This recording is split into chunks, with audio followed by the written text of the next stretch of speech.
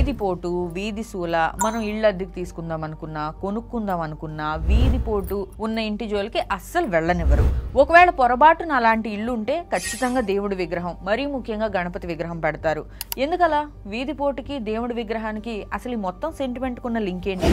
Video చివరి వరకు చూడండి, నేను మీకు ఎక్స్ప్లెయిన్ చేస్తాను.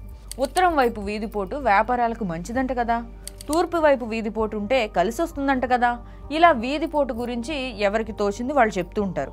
వీటిలో ఏది నమ్మాలి, ఏది నిజం?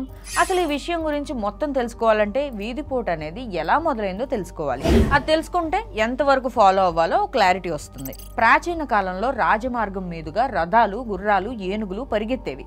రాత్రి లేదా చీకట్లో రథసారథికి రహదారి సరిగా కనిపించేది కాదు. వేగంగా వస్తున్న గుర్రాలు, రథాలు ఇలా రోడ్డుకి అడ్డంగా ఉండే ఇళ్లను ఢీ కొట్టుకుంటూ వెళ్ళిపోయాయి. అప్పుడంతా పాక ఇళ్ళు కదా, దాంతో ప్రజలకు ప్రాణ నష్టం, ఆస్తి నష్టం భారీగా సంభవించేవి.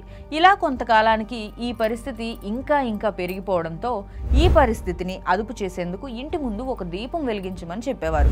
అప్పటి నుంచి ప్రజలంతా ఈ పద్ధతిని ఫాలో అయ్యేవారు. అదే తర్వాతి రోజుల్లో వీధిపోటు ఉన్న ఇళ్ల ముందు దేవుడి విగ్రహాన్ని పెట్టి దీపం పెట్టే సాంప్రదాయంగా మారింది. ఆ తర్వాతి కాలంలో ఇదే సాంప్రదాయం సెంటిమెంట్గా కంటిన్యూ అవుతుంది. అది వీధిపోటు బ్యాక్ స్టోరీ. ఈ వీడియో నచ్చితే ఇలాంటి మరిన్ని వీడియోస్ కోసం లైక్ చేయండి, షేర్ చేయండి, మీ అభిప్రాయాన్ని కూడా కామెంట్ చేయండి.